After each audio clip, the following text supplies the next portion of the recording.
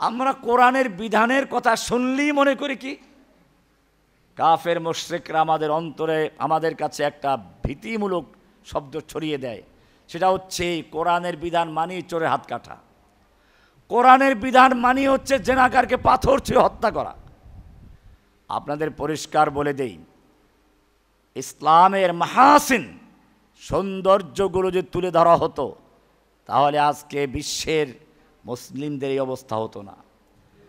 চোরের হাত কাটার বিধান কখন?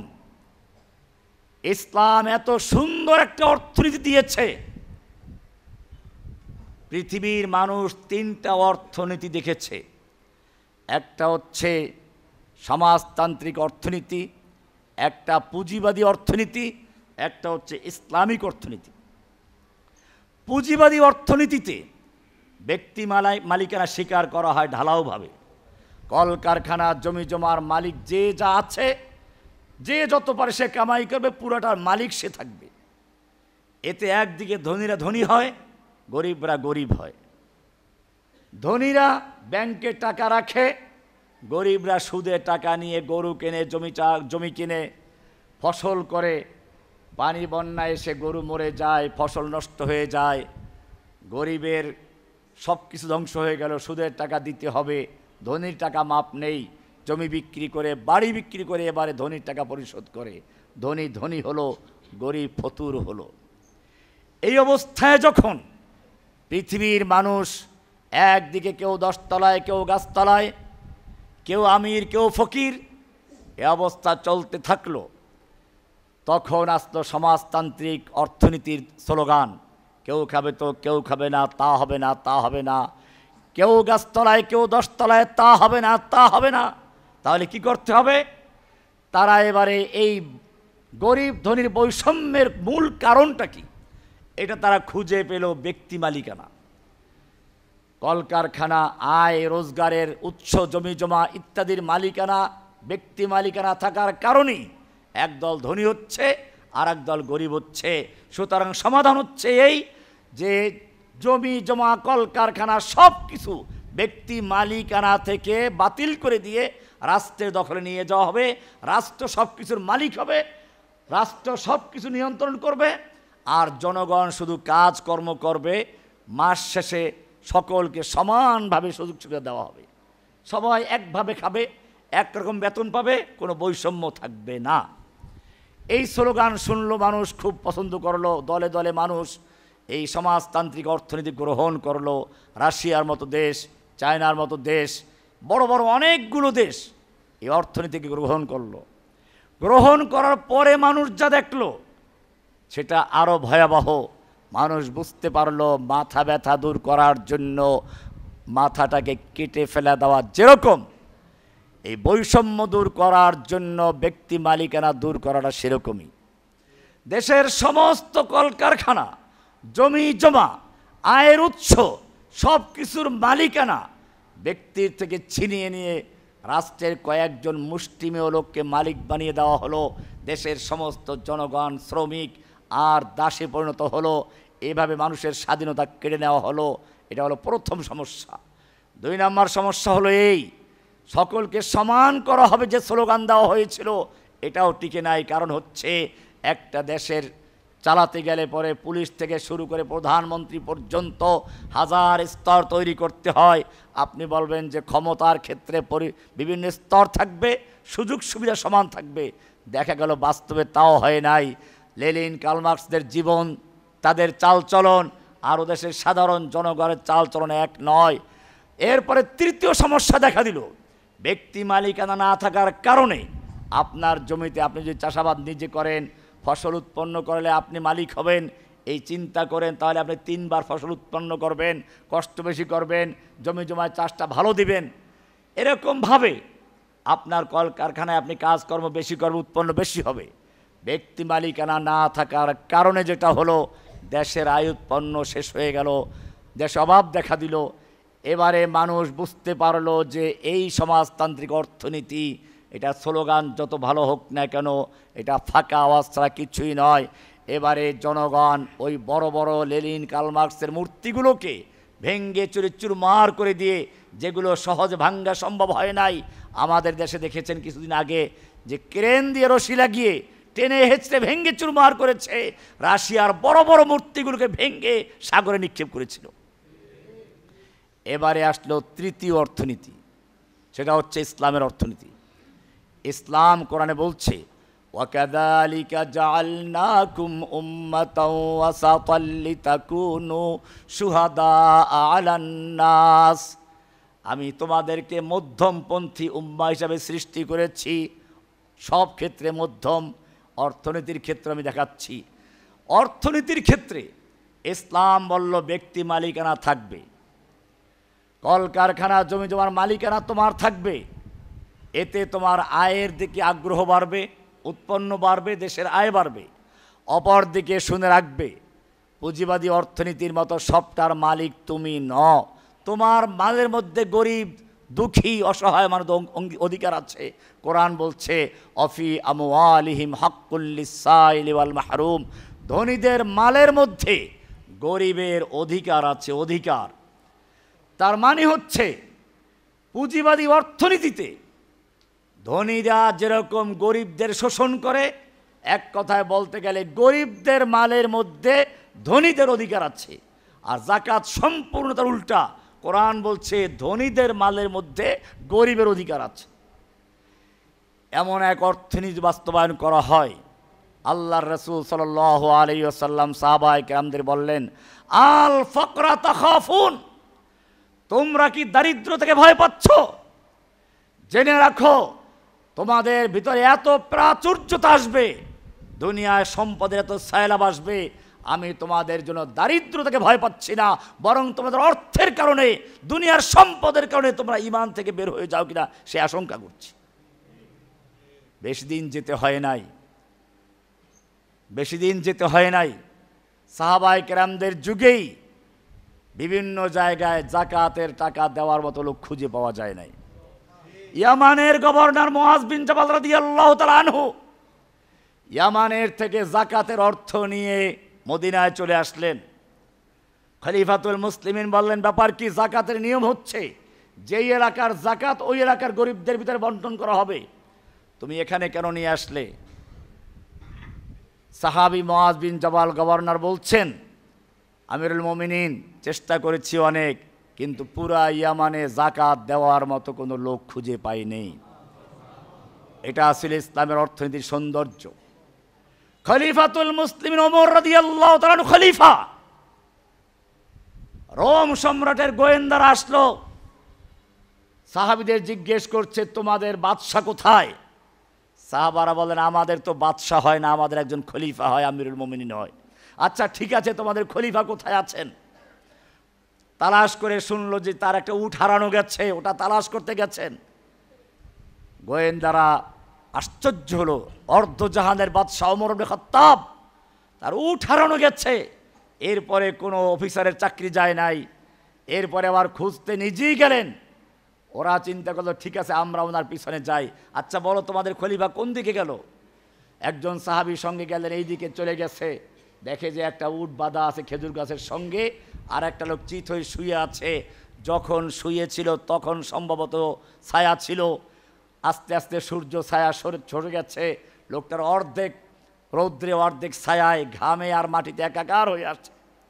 সাহাবী দেখিয়ে বললেন রোমের গোয়েন্দাদেরকে, এই হচ্ছে আমাদের অর্ধজাহানের বাদশা খলিফাতুল মুসলিমিন ওমর রাদিয়াল্লাহু তাআলা আনহু।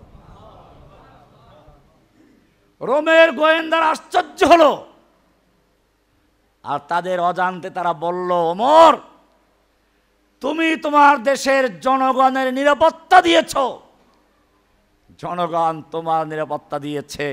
আমাদের দেশের শাসকরা প্রাচীর ঘেরা অট্টালিকায় থাকে, তারপরে রাইফেল নিয়ে অস্ত্র নিয়ে দাঁড়িয়ে থাকতে হয়, কোন সময় তাদেরকে কেউ জয় বাংলা করে দেয়।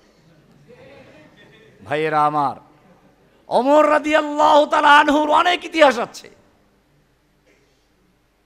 রাতের বেলায় বের হইলেন, ইতিহাস আপনারা জানেন, একজন মহিলা স্বামী সহ কষ্ট পাচ্ছে, বাতি জ্বলছে। জিজ্ঞেস করলেন, ব্যাপার কি?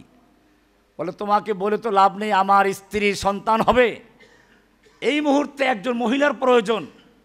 ওমর রাদিয়াল্লাহু তাআলা আনহু চলে গেলেন নিজের ঘরে, স্ত্রীকে বললেন যে একটা কাজের সুযোগ আসছে, কাজটা আমিই করতাম কিন্তু আমার পক্ষে সম্ভব না, তোমাকে করতে হবে। অনেক বড় ইতিহাস, আমি সেদিকে যাচ্ছি না।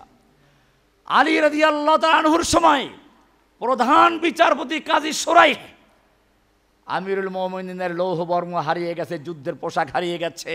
বাজারে গিয়ে দেখলেন এক ইহুদি বিক্রির জন্য বাজারে নিয়ে এসছে, ধরে নিয়ে আসলেন বিচারকের কাছে, মামলা করলেন। বিচারক বলেন আপনার সাক্ষী পেশ করেন। এটা যে আপনার, তার সাক্ষী কি, প্রমাণ কি? আলী রাদিয়াল্লাহু তাআলা দুইজন সাক্ষী পেশ করলেন, একজন তার গোলাম, একজন তার ছেলে হাসানকে। বিচারক বললেন ছেলের সাক্ষী বাবার পক্ষে গ্রহণযোগ্য হবে না, আপনার গোলামের সাক্ষী নিচ্ছি, কিন্তু ছেলেরটা নেওয়া যাবে না। দুইজন সাক্ষী হাজির করেন, দুইজন সাক্ষী নেই।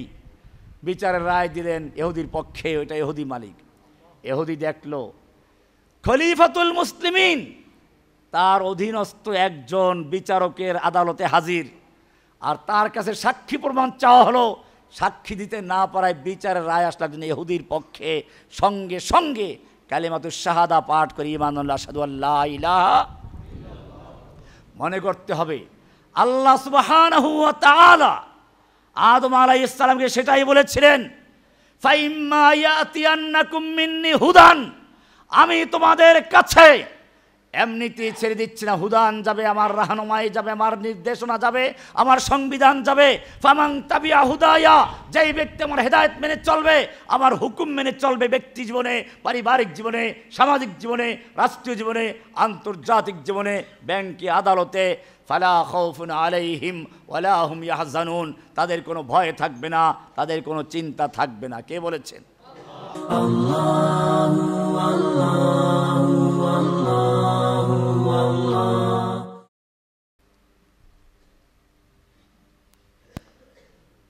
আসসালামু আলাইকুম ওয়া রাহমাতুল্লাহি ওয়া বারাকাতুহু।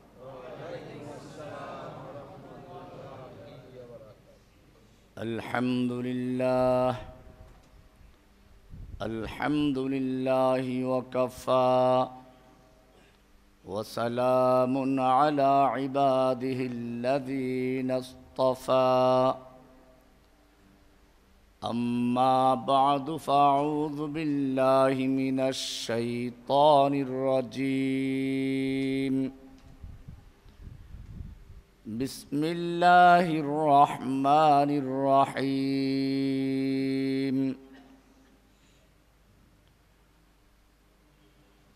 عالم الغيب فلا يظهر على غيبه أحدا صدق الله تعالى وصدق رسوله النبي الأمي الكريم ونحن على ذلك لمن الشاهدين والشاكرين والحمد لله رب العالمين। আল্লাহ সুবহানাহু ওয়া তাআলার মহান দরবারে শুকরিয়া জ্ঞাপন করছি, যিনি আমাদেরকে অদ্য মিজমিজি এলাকার মসজিদ আন-নূরে সালাতুল জুমা আদায় করার জন্য তৌফিক এনায়েত করেছেন, এজন্য বলি আলহামদুলিল্লাহ। এখানে আমি আরেক জুমাতে তাওহীদ প্রসঙ্গে আলোচনা করেছিলাম। মূলত ইসলামের মূল ভিত্তি হচ্ছে তাওহীদ। আল্লাহর রাসূল সাল্লাল্লাহু আলাইহি ওয়াসাল্লাম যখন সাফা পাহাড়ে ঘোষণা করলেন, ইয়া আইয়ুহান নাস কুলু লা ইলাহা ইল্লাল্লাহ,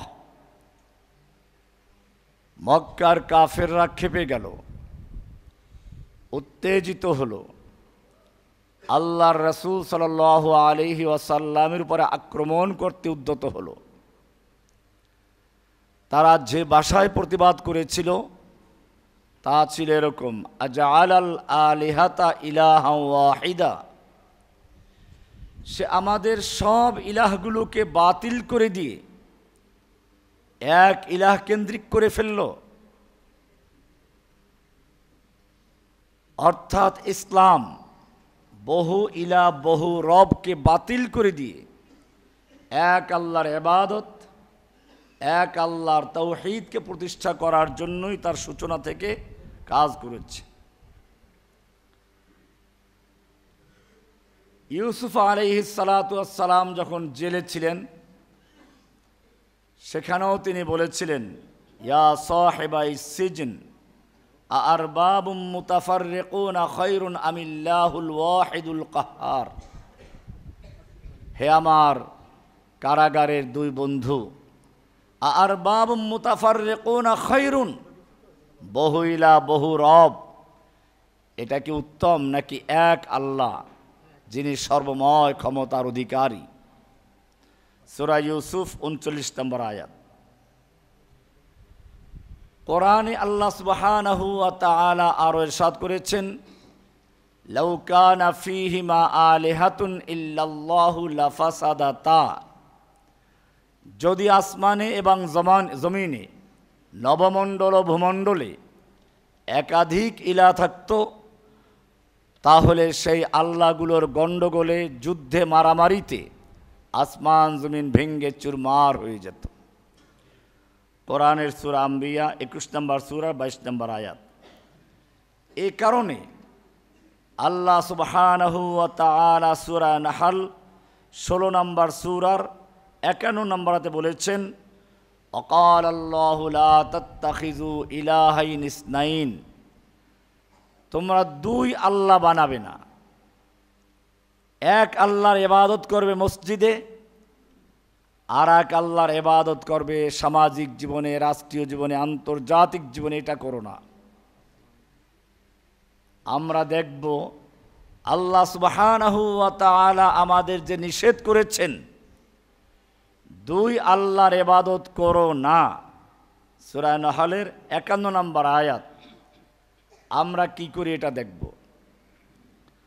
কোরআনের সূরা নিসা এর 60 নম্বর আয়াতে আল্লাহ বলছেন, আলম তারা ইলাল্লাযীনা ইয়াজউমুনা আন্নাহুম আমানু বিমা উনজিলা ইলাইকা ওয়া মা উনজিলা মিন ক্বাবলিক। হে নবী, আপনি কি ওই সমস্ত লোকদেরকে দেখেননি যারা দাবি করছে, ইয়াজউমুনা, যারা দাবি করে, কি দাবি করে? আন্নাহুম আমানু বিমা উনজিলা ইলাইকা, তারা ঈমান এনেছে আপনার প্রতি যে কিতাব নাজিল হয়েছে তার প্রতি। ওমা উনজিলা মিন ক্বাবলিকা, আপনার পূর্বে যত কিতাব নাজিল হয়েছে সবগুলোর উপরে। এ দাবি তারা করে। কিন্তু যখন তাদেরকে বলা হয় তাহলে আল্লাহর বিধান দিয়ে তোমরা সমাজ চালাও, রাষ্ট্র চালাও, আদালত চালাও, তোমাদের আদালতে ব্রিটিশের আইন কেন? তোমাদের সংসদে কেন আল্লাহর আইন বাতিল হচ্ছে? যখন এটা বলা হয়, ইউরিদুনা আন ইয়াতাহাকামু ইলাত তাগুত, তারা আল্লাহর আইন বাদ দিয়ে মানব রচিত আইনের কাছে তারা বিচার ফয়সালার জন্য যায়। ওয়া ইউরিদুশ শাইতানু আন ইউদিল্লাহুম দালালাম বাঈদা, শয়তান এদেরকে আল্লাহর পথ থেকে অনেক দূরে নিয়ে যেতে চায়। মূলত আদম আলাইহিস সালাতু ওয়াস সালাম যখন দুনিয়ায় নেমে যাচ্ছিলেন আল্লাহর নির্দেশে, তার সঙ্গে হাওয়াও আছে।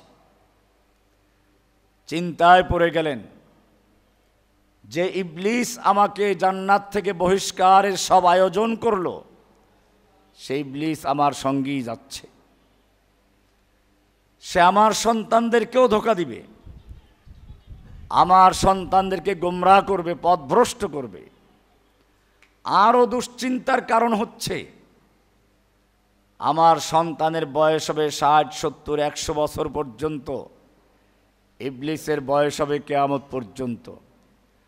আমার সন্তান যখন ইবলিসের ইবলিসি, শয়তানের শয়তানি সম্পর্কে কিছুটা অভিজ্ঞতা অর্জন করবে, তার মৃত্যুর সময় ঘনিয়ে আসবে। অপরদিকে ইবলিস তার সারা জীবনের জমানো অভিজ্ঞতা, কৌশল, সারা জীবনের তার যত রকমের প্রতারণার ফাঁদগুলো আছে সবগুলো একাত্র করে সে চেষ্টা চালাবে আমার সন্তানদের গোমরা করার জন্য। আদম আলাইহিস সালাম এই চিন্তা মনে মনে করছিলেন। অন্তরের খবর কে জানেন? না কোনো পিশাব? আলিমুল গায়বি ওয়াশ শাহাদাতি হুয়ার রহমানুর রহিম। দৃশ্য অদৃশ্য সব কিছুর ইলম রাখেন একমাত্র কে? এটাও আকীদার একটা অংশ। আজকে আমাদের সমাজে অনেকেই মনে করে গণকের কাছে হাত দেখালে সে ভবিষ্যৎ বলে দিবে। জিনেরা গায়েব জানে, নবী রাসূলরাও আলিমুল গায়ব। এই বিষয়টি আমি প্রথমে ক্লিয়ার করব। শুরু হচ্ছিল আদম আলাইহিস সালাতু ওয়াস সালাম যখন এই চিন্তা করছেন, আল্লাহ রাব্বুল আলামিন তার অন্তরের খবর জানেন। জেনে আল্লাহ কি বলছেন এটা নিয়ে একটু পরে আসছি। মাঝখানে আমরা অন্তরের খবর শুধুমাত্র আল্লাহ জানেন। আল্লাহ যে অর্থে আলিমুল গায়ব, এই অর্থে আল্লাহ ছাড়া কেউ আলিমুল গায়ব না। আল্লাহ কি অর্থে আলিমুল গায়ব? কেউ জানানো ছাড়া, কোনো ভায়া মাধ্যম ছাড়া নিজের থেকে নিজে সব কিছু জানেন, তাকে বলা হয় কি? আলিমুল গায়ব। তাকে কি বলা হয়? এই অর্থে আলিমুল গায়ব একমাত্র কে? অন্য যারা আছে নবী রাসূলরা, তাদেরকে আল্লাহ জানাইলে পরে জানেন, না জানাইলে এটা আমরা কোরআন হাদিস থেকে দেখাবো ইনশাআল্লাহ। প্রথমেই সূরা তওবার 87 নম্বর 78 নম্বর আয়াত আল্লাহ বলছেন, আলাম ইয়ালামু আন্নাল্লাহা ইয়ালামু সিররাহুম ওয়া নাজওয়াহুম ওয়া আন্নাল্লাহা আল্লামুল গুয়ুব। তারা কি জানে না যে আল্লাহ রাব্বুল আলামিন তাদের গোপন, তাদের কানাকানি পর্যন্ত, তাদের মনের কথাগুলো পর্যন্ত আল্লাহ জানেন। ওয়া আন্নাল্লাহা আল্লামুল গুয়ুব। এরপরে সূরা আনআম 6 নম্বর সূরার 59 নম্বরে আল্লাহ বলছেন, ওয়া ইনদাহু মাফাতিহুল গায়ব। আল্লাহর কাছে গায়বের চাবিকাঠি, গায়বের চাবি আল্লাহর হাতে। লা ইয়ালামুহা ইল্লা হুয়া। তিনি ছাড়া, আল্লাহ ছাড়া কেউ গায়েব জানে না। এখানে পরিষ্কার হয়ে গেল আল্লাহ ছাড়া কেউ জানেন না। তার মানে কোনো নবী, রসুল, জিন, ফেরেশতা, অলি, বুজুর্গ কেউ আল্লাহ ছাড়া গায়েব জানেন না। এটা আকীদার অংশ। এবারে আমরা মনে করি যে হয়তো নবী রসুলরা গায়েব জানেন, অনেকেই বিশ্বাস করে। অনেক সময় প্রশ্ন করা হয় নবী রসুলরা মানুষ ছিলেন কিনা, তারা কিসের তৈরি ছিলেন, এই বিতর্ক আমাদের সমাজে আছে। আল্লাহ রাব্বুল আলামিন নবী রসুলদেরকে স্পষ্ট করে বলার জন্য জানিয়ে দিচ্ছেন, নবী আপনি জানিয়ে দিন। সূরা আনআম 6 নম্বর সূরার 50 নম্বর আয়াত, কুল লা আকুলু লাকুম ইনদি খাযাইনুল্লাহ। হে নবী, আপনি আপনার উম্মতদেরকে জানিয়ে দিন, আপনি গোটা বিশ্ববাসীকে জানিয়ে দিন, কুল লা আকুলু লাকুম ইনদি খাযাইনুল্লাহ। আমি তোমাদের কথা বলছি না যে আমার কাছে আল্লাহর খাজানা, আল্লাহর ধনভাণ্ডার রয়েছে, আমার কাছে গেলেই ধনী হয়ে যাবে। আছে না অনেক দরবারে মুরিদদের বিশ্বাস, এ দরবারে গেলে কি হয়ে যায়? ধনী হয়ে যায়। এরপর আল্লাহ বলছেন, ওয়ালা আলামুল গায়ব। আপনি আপনার উম্মতদেরকে জানিয়ে দিন আমি গায়েব জানি না। ওয়ালা আকুলু লাকুম ইন্নী মালাক। আমি এই কথাও তোমাদের বলছি না আমি একজন ফেরেশতা। ইন আত্তাবিউ ইল্লা মা ইউহা ইলাইয়া। আমি শুধুমাত্র আমার প্রতি যা ওহী করা হয়, আমার প্রতি যা আল্লাহর পক্ষ থেকে জানানো হয়, কেবলমাত্র তার অনুসরণ করি। কে বলেছেন? আল্লাহ বলছেন রসুলকে জানিয়ে দেওয়ার জন্য। এই একই আয়াত আছে সূরা হুদের 31 নম্বর আয়াতে, ওয়ালা আকুলু লাকুম ইনদি খাযাইনুল্লাহি ওয়ালা আ'লামুল গায়ব ওয়ালা আকুলু ইন্নী মালাক। এমনিভাবে সূরা নামল এর 65 নম্বরে আল্লাহ বলছেন, কুল লা ইয়ালামু মান ফিস সামাওয়াতি ওয়াল আরদি আল গায়বা ইল্লাল্লাহ। হে নবী, আপনি বিশ্ববাসীকে জানিয়ে দিন, কুল লা ইয়ালামু মান ফিস সামাওয়াতি ওয়াল আরদ, আসমানে এবং জমিনে যা কিছু আছে তারা কেউ জানে না, আল গাইবা, গায়েব জানে না, ইল্লাল্লাহ, আল্লাহ ছাড়া।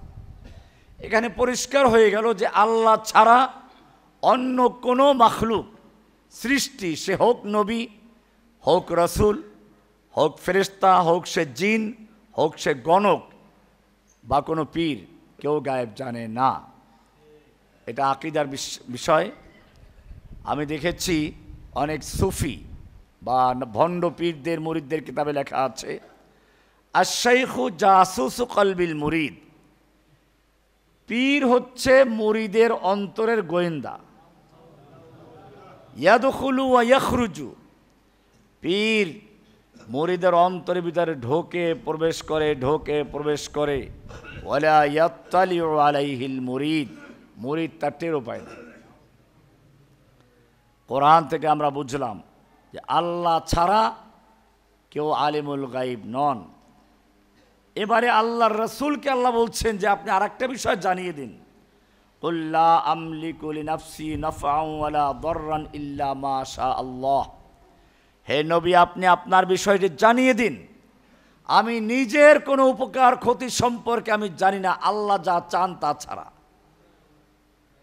আমি নিজের কোনো উপকার করতে পারি না, নিজের কোনো ক্ষতিও করতে পারি না আল্লাহর ইচ্ছে ছাড়া। এরপরে বলছেন, ওয়ালাউ কুনতু আলামুল গায়ব, আমি যদি গায়েব জানতাম, লাস্তাকসারতু মিনাল খায়র, আমি বেছে বেছে ভালো জিনিসগুলো নিজের জন্য গ্রহণ করতাম। ওয়ামা মাসানিয়াস সু, আমাকে কোনো বিপদ স্পর্শ করতে পারত না। ওদের যুদ্ধে রক্তাক্ত হলেন, তায়েফে মার খেলেন। এরকমভাবে আল্লাহর রসুলকে এক বুড়ি দাওয়াত দিয়ে বিষ খাওয়ালেন ছাগলের মাংসের সঙ্গে মিলিয়ে। আল্লাহর রসুল সাল্লাল্লাহু আলাইহি সাল্লামকে আল্লাহ বলছেন জানিয়ে দিন, আমি যদি লাউ কুনতু আলামুল গায়ব, আমি যদি গায়েব জানতাম, লাস্তাকসারতু মিনাল খায়র, আমি ভালো ভালো জিনিসগুলোকে বেছে নিতাম। ওমা মাসানিয়াস সু, আমাকে কোনো মন্দ স্পর্শ করতে পারতো না, কোনো বিপদ আপদ স্পর্শ করতে পারতো না। এটা আছে সূরা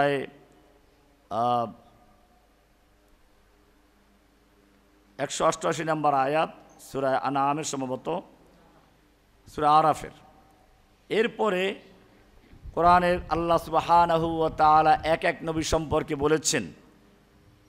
হযরতে সুলাইমান আলাইহিস সালাম যখন বাইতুল মুকাদ্দাস নির্মাণ করছিলেন, জিনদের দ্বারা কাজ করাচ্ছিলেন, উনি মোড়ে দাঁড়িয়ে আছেন। কোরআন বলছে, ফালাম্মা কদাইনা আলাইহিল মাউত, সুলাইমান আলাইহিস সালামের প্রতি আমি যখন মৃত্যুর ফয়সালা করে দিলাম, অর্থাৎ তিনি মারা গেলেন, মা দাল্লাহুম আলা মাউতিহি ইল্লা দাব্বাতুল আরদ, সুলাইমান আলাইহিস সালাম লাঠি ভর দিয়ে দাঁড়িয়ে আছেন। জিনেরা মনে করলো সুলাইমান দাঁড়িয়ে আছে, ওরা কাজ করেই যাচ্ছে। আল্লাহ বলছেন, সুলাইমানের মৃত্যুর খবর জিনদেরকে জানালো কারা? দাব্বাতুল আরদ তাকুলু মিন সাআতিহি, এক ধরনের পোকা, ঘুন পোকা, ওই পোকা যেগুলো তার লাঠিটা খেয়ে ফেলেছে। ফালাম্মা খররা, যখন তিনি লাঠি ভেঙে গেল, পড়ে গেছেন, তাবাইয়ানাতিল জিন্নু, এবারে জিনেরা বুঝতে পারলো সুলাইমান জীবিত নেই। আল্লাহ কানু ইয়ালামুন আল গায়ব, এবারে আল্লাহ বলছেন যদি জিনেরা গায়েব জানতো, মা লাবিসু ফিল আযাবিল মুহিন, তাহারা এই কষ্টদায়ক, তারা এই শাস্তি ধরনের এক ধরনের শাস্তিযোগ্য কষ্ট এটা তারা করতেন না। এভাবে আল্লাহ রাব্বুল আলামিন সুলাইমান আলাইহিস সালাম সম্পর্কে আরেকটা কথা বলেছেন। ওনার একটা পাখি ছিল, হুদহুদ পাখি। এর কাজ ছিল কোন জায়গায় পানি আছে, এখন বর্তমানে যেরকমভাবে পরীক্ষা নিরীক্ষা করে পানি তালাশ করা হয়, কোন জায়গায় পানি আছে, পানির স্তর কতটুকু নিচে আছে, অনেক পরীক্ষা করতে হয়। এই হুদহুদ পাখির কাজ ছিল এটা। হুদহুদ পাখির কাজ ছিল গোয়েন্দাগিরি করাও। হুদহুদ পাখি চলে গেছেন একটা বিশেষ অভিযানে। ঘটনা আপনারা জানেন। সুলাইমান আলাইহিস সালাতু ওয়াস সালাম এখানে বসে চিন্তা করতে বলতে লাগলেন। কোরআন বলছে, অতাফাক্কাদা তাইরা, উনি পাখিটা হারিয়ে ফেললেন। ফাকালা মালি লা আরা আল হুদহুদা, আমি হুদহুদকে দেখতে পাচ্ছি না, কারণটা কি? আম কানা মিনাল গায়বিন, সে কি পালিয়ে গেল নাকি? এরপরে সুলাইমান আলাইহিস সালাম সেখানে চিন্তা করতে লাগলেন, তাকে জবাই করে ফেলবো, শাস্তি দিব যদি বিশেষ কোনো কারণ দর্শাতে না পারে। হুদহুদ পাখি আসলো, এসে তারপরে রিপোর্ট করলো বিলকিস নামক এক সাবার রানী সম্পর্কে। ইতিহাস অনেক লম্বা, আমি সেদিকে যাচ্ছি না। এতে পরিষ্কার হয়ে যায় হুদহুদ পাখি গায়েব জানে না, সুলাইমান আলাইহিস সালামও গায়েব জানলেন না, হুদহুদ কোথায় গেল? আমাদের নবীও গায়েব জানলেন না। প্রশ্ন হচ্ছে, নবীরা কখন জানতে পারেন, ফেরেশতারা কখন জানতে পারেন?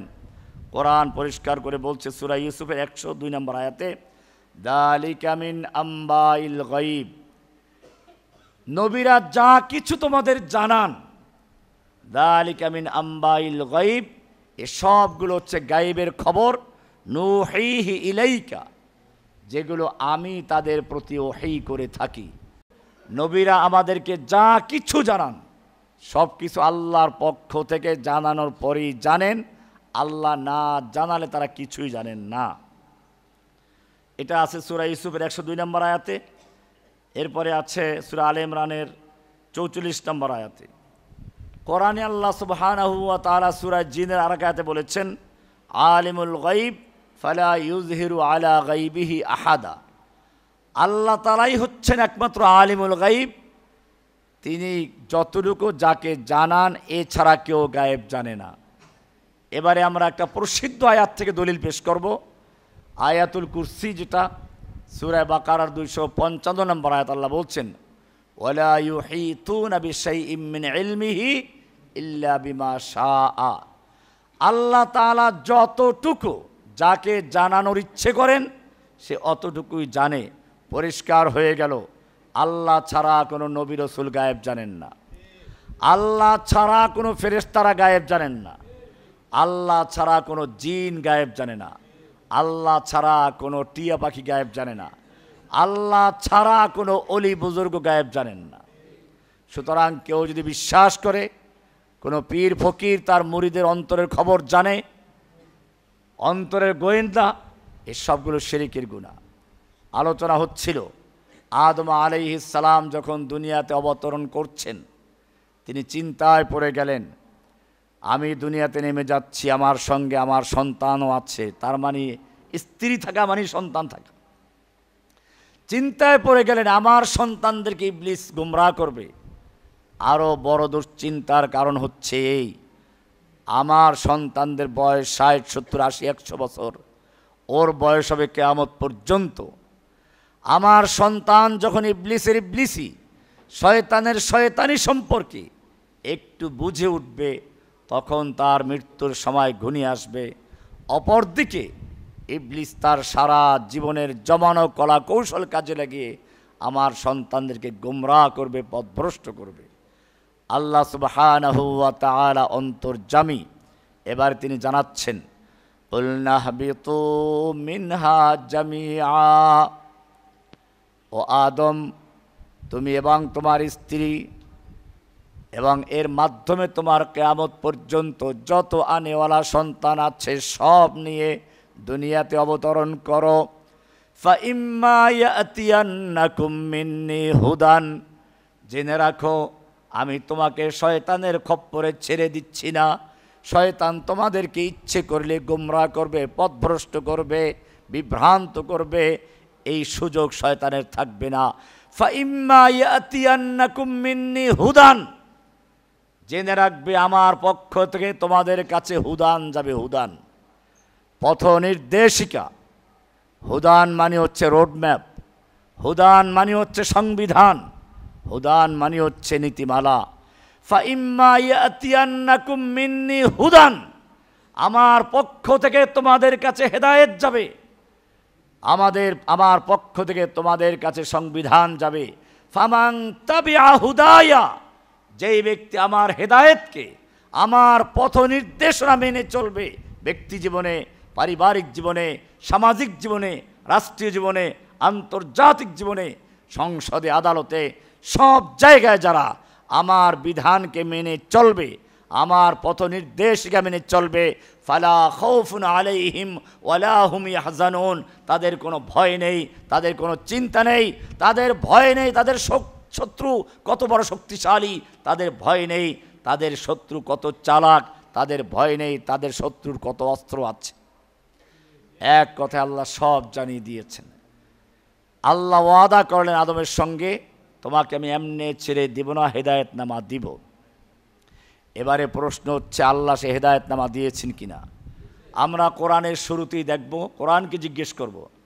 কোরআনের সূরা বাকারার শুরুতেই বলা আছে, যালিকাল কিতাবু লা রাইবা ফীহ, এটা হচ্ছে সেই কিতাব যেই কিতাবের অঙ্গীকার আমি তোমাদের পিতা আদমকে করেছিলাম।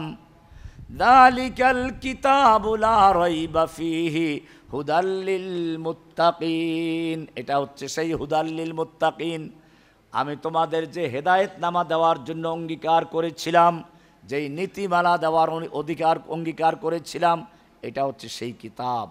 এই কিতাব যদি মেনে চলো, তোমাদের ব্যক্তি জীবনে, পারিবারিক জীবনে, সামাজিক জীবনে কোনো অশান্তি থাকতে পারে না। কে বলেছেন?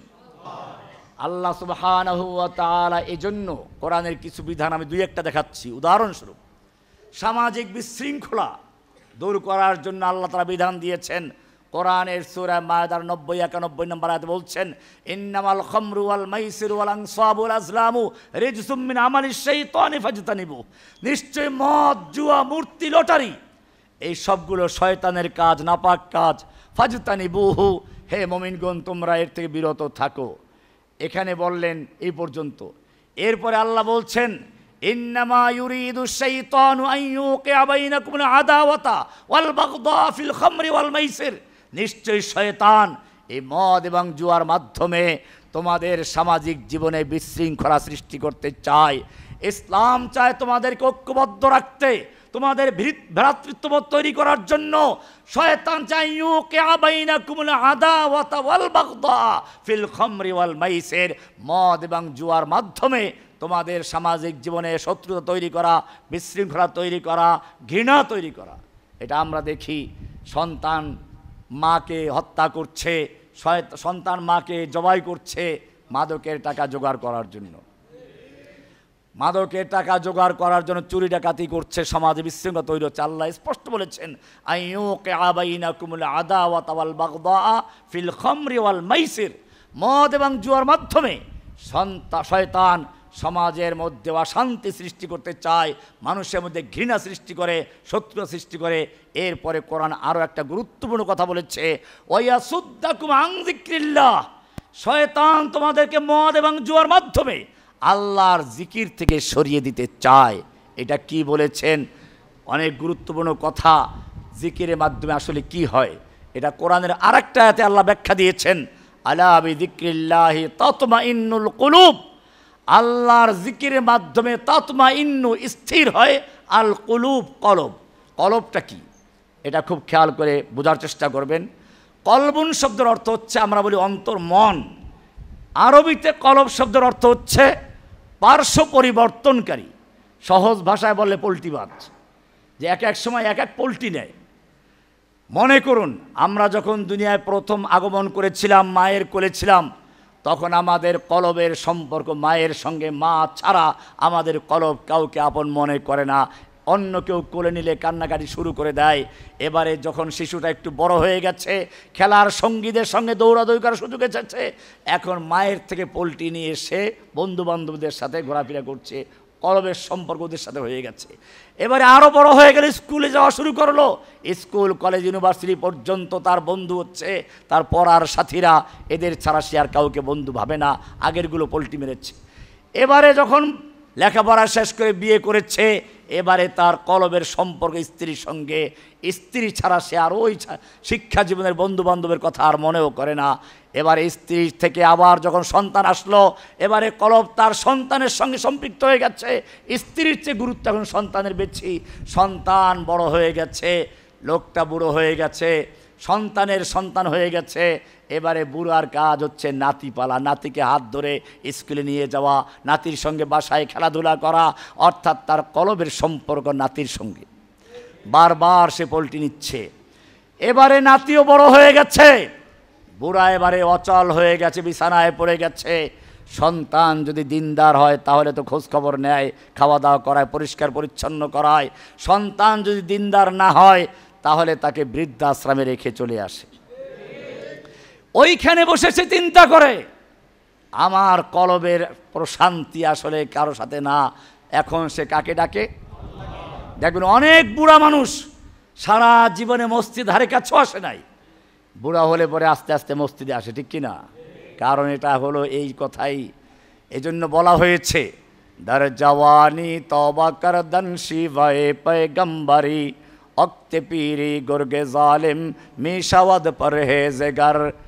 যৌবনে যদি কেউ তওবা করে, এটা নবুয়তের বৈশিষ্ট্য, নবীদের বৈশিষ্ট্য। বুড়া হলে পরে জঙ্গলে যে একেবারে অত্যাচার জুলুম করে যে জঙ্গল নাচাই রাখতো, সেই বাঘ সিংহ পর্যন্ত গাছতলায় এসে বসে বসে তসবি পড়ে আর বলে, আমি এখন আর হরিণ শিকার করি না। আরে বেটা, তুই যে করবি তোর তো সেই শক্তিই নেই। বুড়া হলে তওবা করবি, এটাই স্বাভাবিক। কিন্তু যৌবনে যখন তোমার শক্তি আছে, এই সময় যদি সত্যিকার অর্থে প্রশান্তি চাও, আল্লাহ বলছেন আলা বিযিকরিল্লাহি তাতমাইন্নুল কুলুব, জেনে রাখো আল্লাহর জিকিরের মাধ্যমে তাতমাইন্নু স্থির হয়, আল কুলুব পার্শ্ব পরিবর্তনকারী অন্তর, পার্শ্ব পরিবর্তনকারী পল্টিবাজ অন্তর প্রশান্তি লাভ করে কিসে? আল্লাহর জিকিরে। এটা আমি নিজে পরীক্ষাও করেছি। জেলখানাতে দীর্ঘদিন ছিলাম, প্রায় 1 যুগ পর্যন্ত। যখন মানুষকে আমার সঙ্গে মিশতে দেওয়া হয়নি, আমার সঙ্গে কাউকে কথা বলতে দেওয়া হয়নি, চিন্তা করলাম আল কোরআনু কালামুল্লাহ, কোরআন হচ্ছে কার কথা? রাতের বেলায় শেষ রাতে যখন দেখতাম যে দুনিয়ার সব ঘুমিয়ে আছে, কোরআন পড়া শুরু করতাম। মনে এত সুন্দর তৃপ্তি আসতো, নিজে জেলখানায় আছি নাকি আল্লাহর জান্নাতে এসে ভুলে যেতাম। বললাম এই কারণে, কোরআনের আয়াতের ব্যাখ্যা আলা বিযিকরিল্লাহি তাতমাইন্নুল কুলুব। ও মুমিন, ও যুবক, যদি সত্যিকার অর্থে মনের প্রশান্তি চাও, তাহলে আল্লাহর জিকিরের মাধ্যমে তোমার প্রশান্তি আসতে পারে। অস্থির মন স্থির হতে পারে, পল্টিবাজ মন তোমার স্থির হতে পারে আল্লাহর জিকিরে। কোরআন বলছে আল্লাহর জিকিরের মাধ্যমে মনের প্রশান্তি, ব্যক্তি জীবনে শান্তি আসবে। এবারে আমরা ওই আয়াতটি মিলাই, মদের মাধ্যমে, জুয়ার মাধ্যমে যেই কয়টা ক্ষতির দিকে আল্লাহ ইঙ্গিত করেছেন, একটা হচ্ছে সামাজিক বিশৃঙ্খলা, আর একটা হচ্ছে ওয়ায়াসুদ্দাকুম আন যিকরিল্লাহ, আল্লাহর জিকিরের থেকে শয়তান এই মদ জুয়ার মাধ্যমে মানুষকে বিরত রাখে। তার মানে ব্যক্তি জীবনেও অশান্তি সৃষ্টি করে।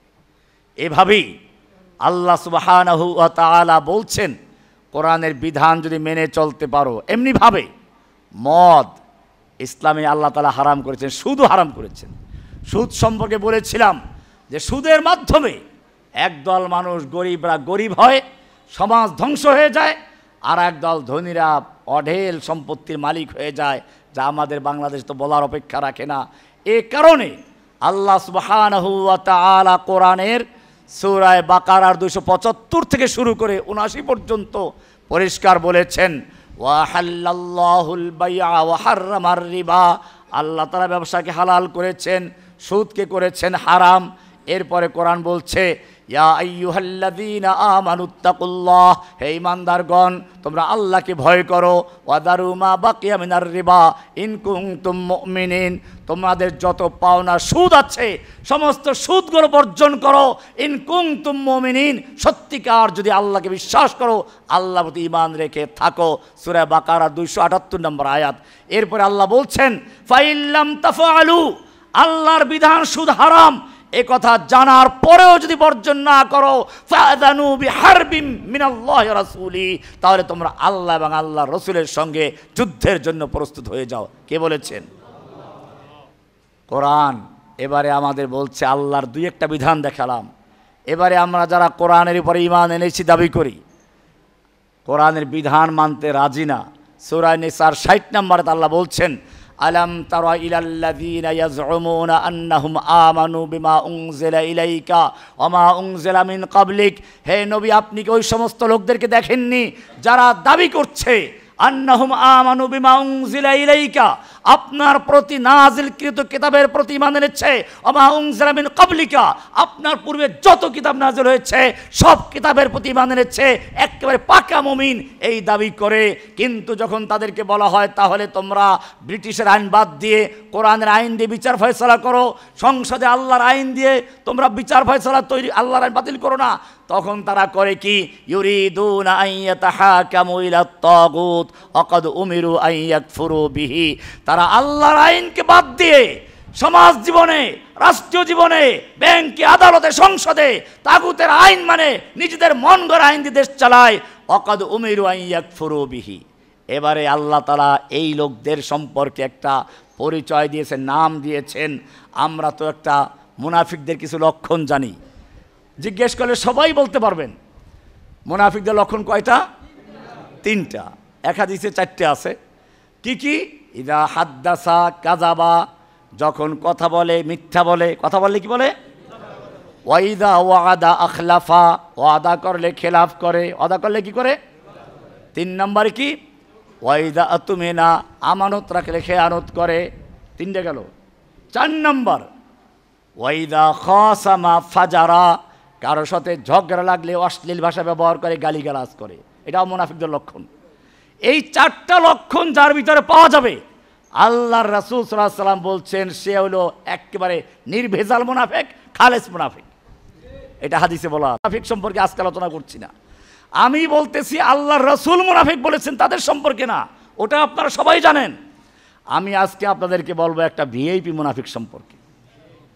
কোরআনের আয়াতটা খুঁজে দেখবেন, সূরা নিসার 61 নম্বর আয়াত। এটা আল্লাহর নবীর হাদিস না, কোনো বুজুর্গের উক্তি না। কোরআন বলছে, ওয়াইদা কিলা লাহুম তাআলাউ ইলা মা আনজালাল্লাহু ওয়া ইলার রাসূল, আমি তোমাদেরকে পথ নির্দেশ দিয়েছিলাম, রোড ম্যাপ দিয়েছিলাম এই বিধান অনুযায়ী চলার জন্য, রাষ্ট্র কায়েম করার জন্য। কিন্তু যখন এদেরকে বলা হয় ওয়াইদা কিলা লাহুম তাআলাউ ইলা মা আনজালাল্লাহু ওয়া ইলার রাসূল, তোমরা আসো আল্লাহ যেটা নাজিল করেছেন সেদিকে, আল্লাহর বিধানের দিকে চলে আসো, আল্লাহর রাসূলের সুন্নাহর দিকে চলে আসো, আল্লাহর বিধান দিয়ে সমাজ কায়েম করো, আল্লাহর বিধান দিয়ে রাষ্ট্র চালাও, আল্লাহর বিধান দিয়ে আদালত চালাও, আল্লাহর বিধান দিয়ে ব্যাংক চালাও, আল্লাহর বিধান দিয়ে তোমার রাষ্ট্র চালাও। তখন দেখবেন কোরআন বলছে, রাইতাল মুনাফিকিনা ইয়াসুদ্দুনা আনকা সুদুদা, আপনি মুনাফিকদেরকে দেখবেন আপনার থেকে আস্তে তারা গার মরিয়ে তারা অন্য দিকে চলে গেছে। এই মুনাফিক বলেছেন কে? এটা ভিআইপি মুনাফিক। আমাদের সমাজ জেনাকারকে ঘৃণা করে, ঠিক আছে, খুব ভালো করে শুনুন, জেনা করা গুনাহে কাবিরা, যদি হালাল মনে না করে, পাপ মনে করে করে সে কাফের হয় না, সে গুনাহে কাবিরার গুনাহগার হয়েছে। চোর চুরি করে, যদি সে সত্যিকার অর্থে হালাল মনে না করে অভাবে পড়ে চুরি করেছে, কাফের না। মদ খায় একজন লোক, সমাজ তাকে ঘৃণা করে, ঘৃণা করাই উচিত, আমি আবার পক্ষে বলছি না, ঘৃণা করাই উচিত। কিন্তু মনে রাখবেন মদ খাওয়া গুনাহে কাবিরা, যদি হালাল মনে করে না খায় তাহলে গুনাহে কাবিরা করলো, কাফের হবে না। কিন্তু যদি কোনো ব্যক্তি মনে করে আল্লাহর আইন এই যুগে চলে না, আল্লাহর দিয়ে বিচার ফয়সালা চলে না, এটা মসজিদে চলবে, কোরআন হাদিসের বিষয়গুলি এখন এই সমাজে চলে না, রাষ্ট্রে চলে না, এগুলো সব ফাও কথা, এরকম যদি সন্দেহ করে, সংশয় করে, আল্লাহ তাআলা এই রকম লোকদের পরিষ্কার বলেছেন, ওয়াইদা কিলা লাহুম তাআলাউ ইলা মা আনজালাল্লাহু ওয়া ইলার রাসূল, যখন এই লোকদেরকে ডাকা হয় আসো আল্লাহর বিধানের দিকে, কোরআনকে মানি, সব জায়গায় কোরআনের হুকুম বাস্তবায়ন করি, ওয়া ইলার রাসূল, রাসূলের সুন্নাহ মতো দেশ কায়েম করি, রাইতাল মুনাফিকিনা, আপনি এই মুনাফিকগুলোকে দেখবেন, এই ভিআইপি মুনাফিকগুলোকে দেখবেন, ইয়াসুদ্দুনা আনকা সুদুদা, তারা আপনার থেকে আস্তে গর্দান ফিরিয়ে চলে গেছে। এই মুনাফিকদেরকে আমরা ঘৃণা করি না, অথচ এই লোকগুলো জেনাকার, চোরদের চেয়ে আরো মারাত্মক গুনাহগার, কারণ তারা আল্লাহর বিধানকে পরিবর্তন করে, তারা আল্লাহর হারামকৃত মদকে লাইসেন্স দিয়ে হালাল করে দেয়, আল্লাহর হারামকৃত সুদকে লাইসেন্স দিয়ে সোনালী ব্যাংক, রূপালী ব্যাংক, পুবালী ব্যাংক সব জায়গায় হালাল করে দিয়েছে। এরা কি সাধারণ গুনাহগার? তাহলে এই জাতি বুঝতে হবে আল্লাহর বিধানকে কিভাবে আল্লাহ বলেছিলেন সে আদমকে পাঠাবার সময় এটা মেনে চললে তোমাদের শান্তি আসবে, এটা মেনে না চলে অশান্তি আসবে।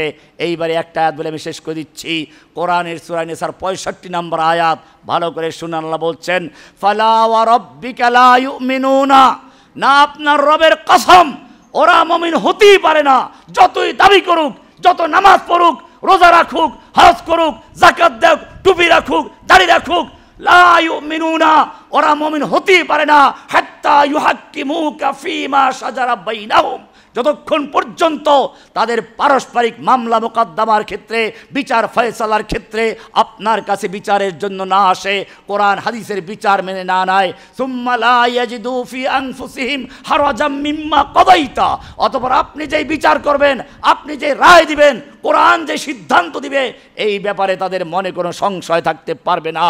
ওয়া ইউসাল্লিমু তাসলিমা, সম্পূর্ণরূপে আনুগত্যের সাথে মেনে নিবে, কোনো সংশয় রাখবে না। কেন আল্লাহ নারীদেরকে অর্ধেক সম্পদ দিলেন, কেন পর্দার বিধান দিলেন, এই রকম কোনো কেন বলতে পারবে না। সংশয় মুক্ত হয়ে সম্পূর্ণ আনুগত্যের সঙ্গে যতক্ষণ পর্যন্ত আল্লাহর বিধানকে মেনে না নিবে, অতক্ষণ পর্যন্ত আল্লাহ কসম করে বলছেন ফালা ওয়া রাব্বিকা লা ইউমিনুনা হাত্তা ইউহাক্কিমুকা ফীমা শাজারা বাইনাহুম, এরা মুমিন হতে পারে না। কে বলেছেন?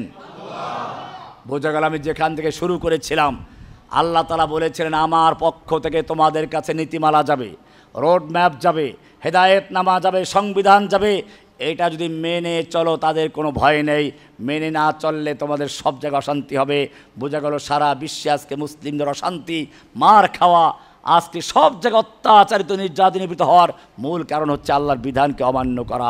আল্লাহ সুবহানাহু ওয়া তাআলা আমাদের সকলকে আল্লাহর কোরআন অনুযায়ী ব্যক্তি জীবন, পারিবারিক জীবন, সামাজিক জীবন, রাষ্ট্রীয় জীবন, আন্তর্জাতিক জীবন, ব্যাংকে, আদালতে, ব্যবসা বাণিজ্যে, সমাজে, সব জায়গায় কোরআনের নীতি বাস্তবায়ন করার তৌফিক দান করুন, আমিন। ওয়া সাল্লাল্লাহু তাআলা আলা নবিয়িনা মুহাম্মদ ওয়া আলা আলিহি ওয়া সাহবিহি আজমাইন। যারা সুন্নাত পড়তে চান চারের কাছে পড়েন।